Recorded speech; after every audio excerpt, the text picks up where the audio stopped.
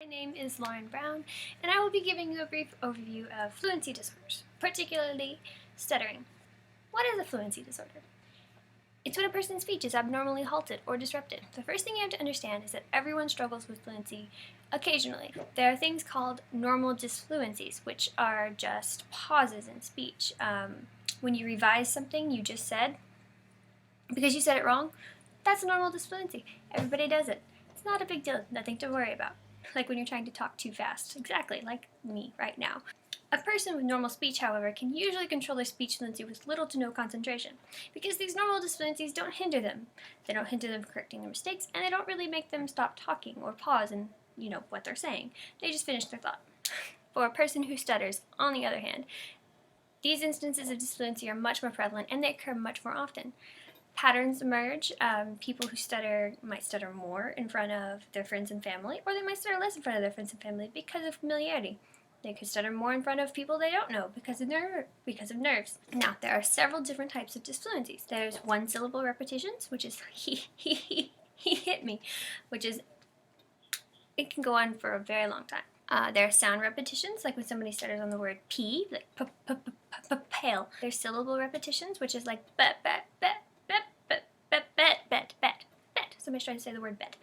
There are audible prolongations, which is when someone prolongates their S sounds. For instance, snake. Can't get it out. It can go on for a long time.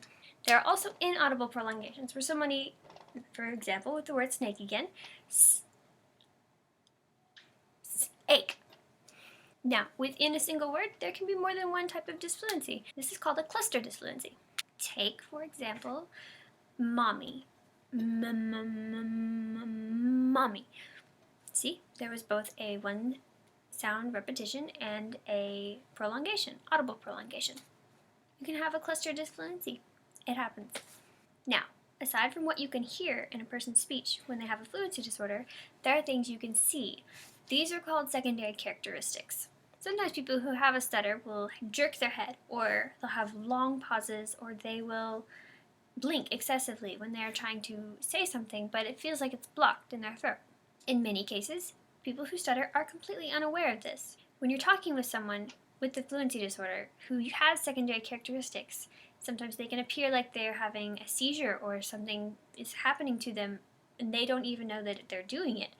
So you have to be careful and you have to be considerate that people might have these things. And you have to be patient. More than anything, you must be patient with people who have a fluency disorder because they're doing their best. They're doing what they can. Oftentimes, people are already in therapy for their fluency disorder, and this is normal. They might have been taught some tricks to help them get through things, like filler words such as stagger the thought process and stagger the flow of words. Shifting gears just a little bit, we're going to talk about the three main theories for why people stutter. The first is psychological. People who hold to this theory believe that those who stutter should undergo intensive psychotherapy before beginning any other kinds of therapy for their stutter. They might think that the person has a repressed memory or something traumatic happened to them. There is no proof for this, but it has proven effective in certain cases. The second theory of stuttering is that it's a learned behavior. This is when people believe that children who stutter because it brings attention to them or because they heard it somewhere and it just stuck with them when they were learning language. People who hold to this theory believe that stuttering can be corrected or fixed by repeated drills and reward punishment systems of behavior. In some cases, this has proven effective, but it has, again, no proof. The third theory of stuttering is called organic theory. People who hold to this theory believe that stuttering is something within your biological makeup. It's either because of a biochemical irregularity or an illness, possibly an injury. It starts in the brain. It could even be genetic. There is a little bit of proof for this. Some of the evidence comes from studies that have been done on families with people who stutter. Following that note, we come to one of the cooler aspects of stuttering, which is variability. A person who stutters will not stutter when they're singing. This has to do with the fact that singing controls rhythm and pitch instead of thought. You don't have to think when you sing. You're just focusing on how you sound. Fluency also improves when speaking in unison with other people, such as when everyone stands up to say the Pledge of Allegiance at the start of class. Masking is another instance in which people who stutter tend not to stutter as badly. This is when people are in a noisy room and what they're saying has a very small chance of even being heard. Whatever it is that makes them stutter is not as big of a concern when they aren't as likely to be focused on in a large, noisy room. The last of these is called delayed auditory feedback, which is when you're speaking into a microphone and the sound you hear yourself speaking is delayed by just a few seconds. In other words, there's an echo, and people who stutter tend not to stutter as badly when they can hear themselves delayed. To highlight some of these theories, instead of just listening to me talk the entire time, I'm going to show you a video. This is a video from a girl with a stutter. She talks about her experiences when she was a child. She talks about how it affects her conversational capabilities. I still believe that it's important for people who are studying these disorders to get a first-hand account from someone who has the disorder and lives with it every day. So on that note, here's Marissa. Hi everyone, it's been a while since I've made a video, like this. I'm thinking about starting a new series maybe, and this is the intro. I'm trying to think of any kind of way to introduce this, and haven't really been able to think of anything that's not awkward and just immediately jumping into it, so I'll just immediately jump into it, I guess. I stutter. I've had a stutter as long as I can remember. Probably not since I could talk, but I mean, again, I don't remember. It used to be when I was littler, I would repeat syllables or sounds more. For example, I'm Marissa, and it'd be more like that, like more obvious that it's a stutter. Now, you ask me what my name is, and I say my name's looking like I'm desperately trying to remember my name, and I'm not. I know what my name is, okay? Let me just make this clear right now. I know what my name is. Like the specific thing that I usually have problems with, it's called blocking, where I just can't get things out. R sounds I have trouble with. Remember is my arch enemy, remember. Also M, like my name, Marissa, is really hard for me to get out. But since I'm by myself right now, I'm not having as much trouble as if I were actually talking to someone.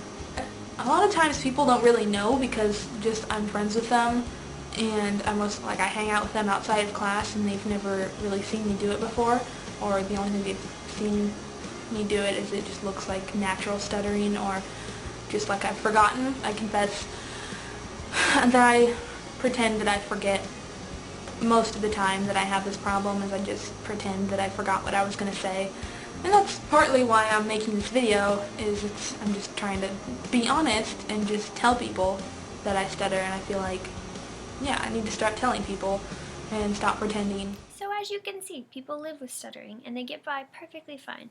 So in conclusion, stuttering is a fluency disorder. It affects your ability to word things, to get things out, thoughts and wishes and hopes and dreams, normal things that people say.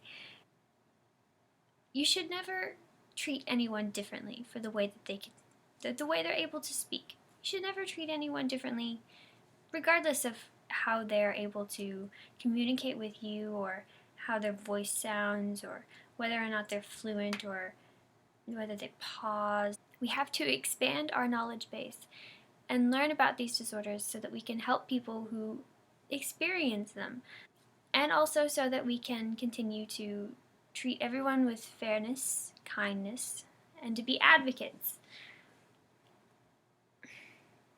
It's our job. In conclusion, stuttering is a disorder that many people face, but many people live with it, and they get along just fine. It's something that has a lot of research behind it, but nobody really knows why people stutter. There's some pretty strong evidence to suggest that it's neurologically based, but only further research can tell. And in the next few years, I believe that there will be a lot more research that gives people with stuttering a hope of possibly finding a way to pinpoint exactly where in the brain something is going wrong and fix it. Fix it with an actual treatment rather than just behavioral. Thank you for watching my video. I apologize if I misstep, I clearly was sitting here talking about stuttering and I was all over the place just talking about these disorders. Sometimes you feel like less fluent yourself. I hope that this has been informational. I hope that I haven't misled you, that I haven't bored you to death, and I hope that I've been able to give you, maybe if not a new perspective, at least a little bit more information than you had before. Thank you.